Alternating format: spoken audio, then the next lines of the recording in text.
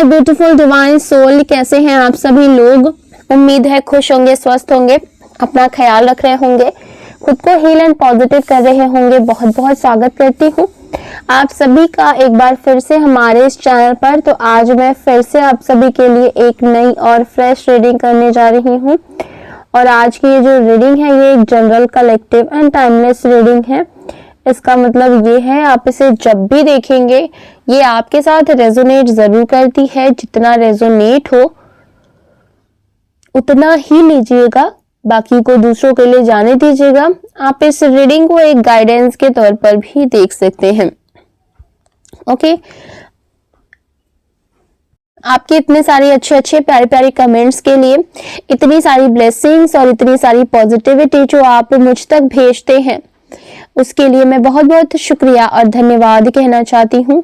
मेरी तरफ से, डिवाइन एंजल्स की तरफ से मैं आपकी तरफ बहुत सारी खुशियों को, पॉजिटिविटी को और हीलिंग को सेंड करती हूँ, जो कि मल्टीप्लाई होके आप सभी के जीवन में जाए और आप बहुत बहुत खुश रहें, अपने जीवन में आगे बढ़ें।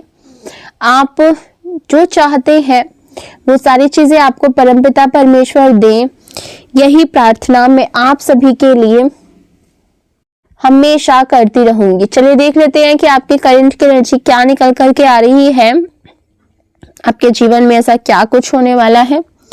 तो डियर डिवाइन एंजल्स की हेल्प ले लेते हैं, यूनिवर्स की हेल्प ले लेते हैं। प्लीज हमें गाइड करें, मेरे व्यूअर्स की करंट की एनर्जी क्या निकल करके आ रही है। सबसे पहले मैं आपको कार्ड्स बता देती हूँ, उसके बाद हम एनर्जीज को चेक करना शुरू कर देंगे।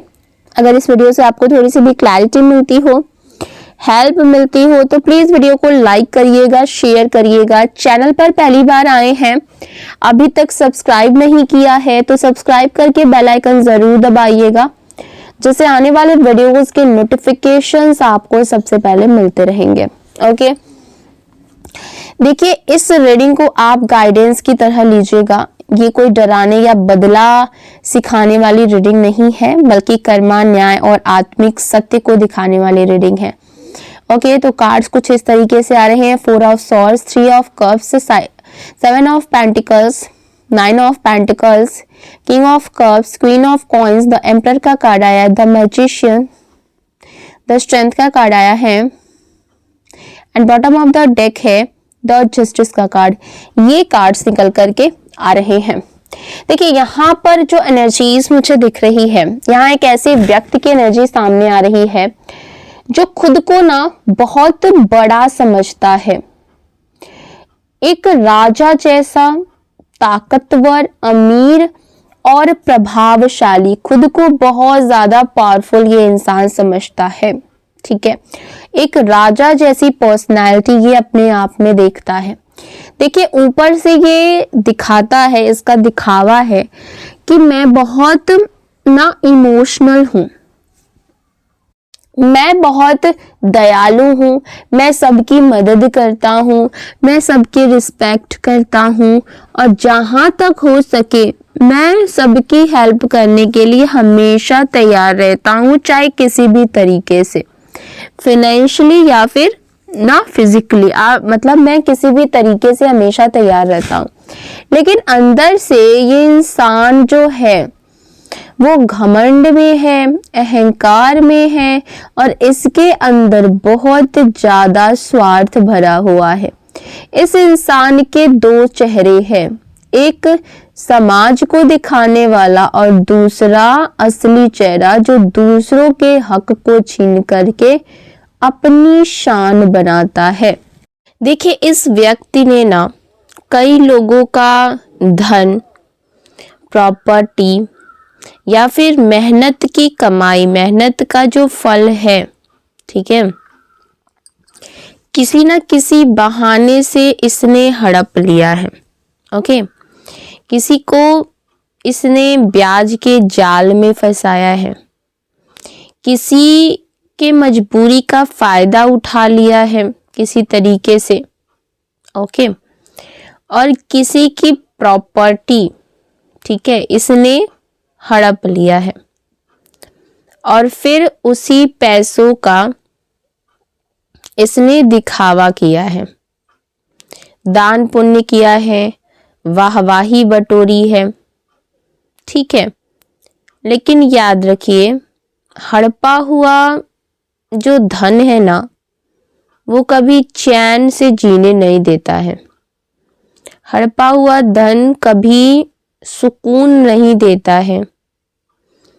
और यहाँ पर मुझे साफ तौर पर दिख रहा है कि वही धन अब इसके गले में ना फांस बन गया है। मतलब कि जैसे मछली का कांटा होता है ना, वो गले में अटक जाए, ना निगल पाते हुए बनता है, ना उगल पाते हुए बनता है। तो बस यही हो रहा है इसके साथ। ऐसा लग रहा है जैसे मछली का कांटा इसके गले में फंस गया है और वो उसको चुभ रहा है बहुत जोर का, ठीक है। कर्मा ने इसकी गर्दन को पकड़ लिया है। इस समय ये व्यक्ति भारी कार्मिक दंड से ना गुजर रहा है, ठीक है। जीवन में इसके ना बहुत सारी परेशानियां आ चुकी हैं।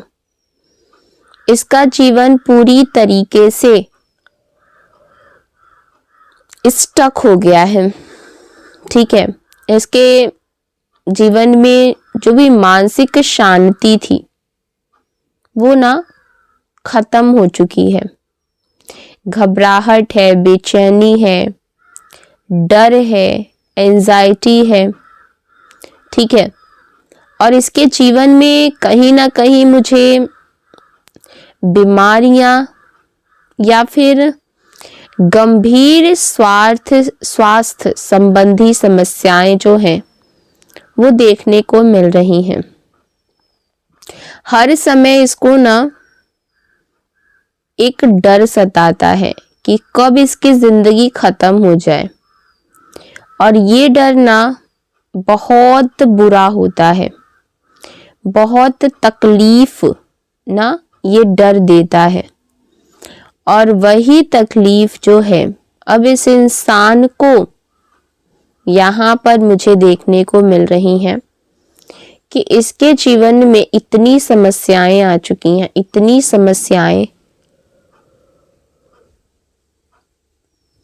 ये इंसान अपनी समस्याओं के बोझ तले दबता हुआ चला जा रहा है, दबता हुआ चला जा रहा है। और ये इंसान अब ना ईश्वर से माफिया मांगता हुआ दिख रहा है, ईश्वर से माफी मांग रहा है। लेकिन कर्मा कहता है कि पहले भुगतो फिर शांति मिलेगी। पहले जो किए हो उसको तो भुगतना ही पड़ेगा, ठीक है। क्योंकि इस इंसान ने आपको भी नुकसान पहुंचाया, ठीक है। आपको नींद नहीं आने दी, आपको गिल्ट फील कराया गया, आपकी इमेज को खराब करने की कोशिश करी गई, ठीक है। आपके बारे में गलत गलत अफवाहें उड़ाई गई, आपको आइसोलेशन की ओर ढकेला गया, जहां आप खुद को आइसोलेट कर दे, बिल्कुल ही अकेला कर लें। आपके मन में ऐसे ऐसे थॉट्स डाले जो आपके थे ही नहीं, ऐसे ऐसे विचार डाले गए जो कभी आपके थे ही नहीं। यहाँ पर 9 ऑफ सॉर्ड्स की एनर्जी साफ तौर पर दिखा रही है। मतलब आपने बहुत ज्यादा मानसिक पीड़ा सही है, ठीक है। यहाँ पर एक चीज और दिख रही है कि ये व्यक्ति सिर्फ चालाक नहीं बल्कि नेगेटिव प्रैक्टिसेस में भी शामिल रहा है, ठीक है। ये तंत्र मंत्र क्रियाएं भी करता था, आपको बांधना, कंट्रोल करना, आपकी ग्रोथ को रोकने की कोशिश की गई है इस व्यक्ति के द्वारा। लेकिन आप एक हाई वाइब्रेशन सोल हैं, ओके। आपकी स्पिरिचुअल शक्ति, आपकी पूजा, आपकी श्रद्धा उससे ये व्यक्ति ना बिल्कुल ही जलता है। ये व्यक्ति आपके स्पिरिचुअल पावर को बर्दाश्त नहीं कर पाता है। आप यहाँ आत्मसम्मान, आत्मविश्वास, तेज, दिव्य सुरक्षा में आपने अपनी बाउंड्रीज सेट कर ली है। अब कोई भी आपकी एनर्जी में आसानी से घुस नहीं सकता है।